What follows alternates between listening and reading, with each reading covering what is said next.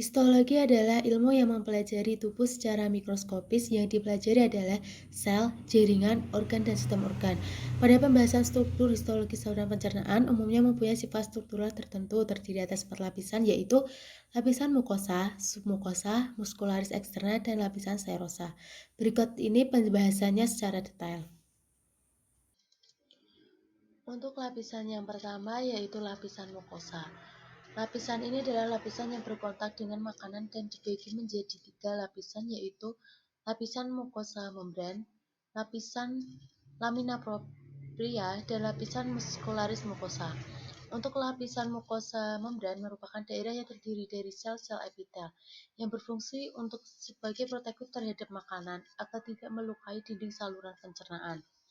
Dan lapisan lamina propria yaitu lapisan yang terdiri dari jaringan ikat, bersifat tipis dan tidak terlalu padat, dan terdapat lymphoid tissue sebagai protektif imunitas dari berbagai bakteri atau mikroorganisme yang berbahaya.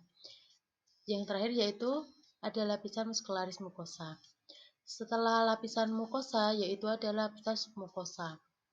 Lapisan submukosa yaitu lapisan yang terdiri dari jaringan ikat yang juga hampir sama dengan lamina propria.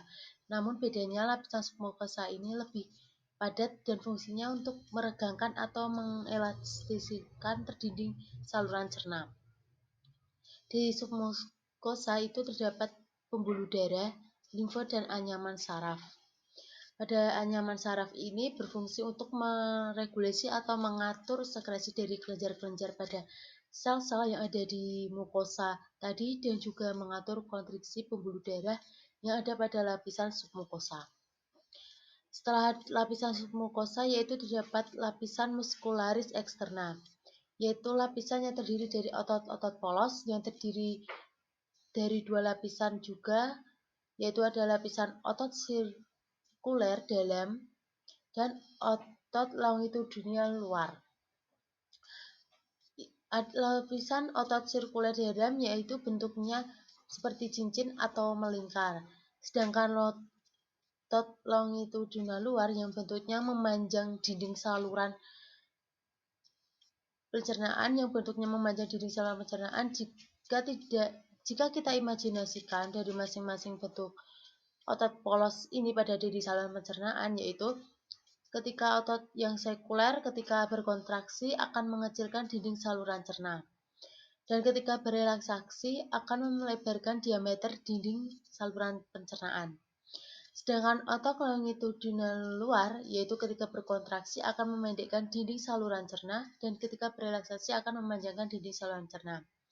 Dalam saluran ini terdapat plexus mesenterius atau aurebah yang fungsinya meregulasi gerakan-gerakan saluran pencernaan. Dan lapisan yang terakhir atau lapisan yang terluar adalah lapisan serosa yang menghasilkan cairan serosa yang berfungsi untuk melumasi bagian luar dari dinding saluran cerna yang berguna untuk mengurangi friksi atau gesekan organ lain yang ada di sekitar saluran pencernaan dan menyambung langsung ke peritoneum dan mesenterium. 1.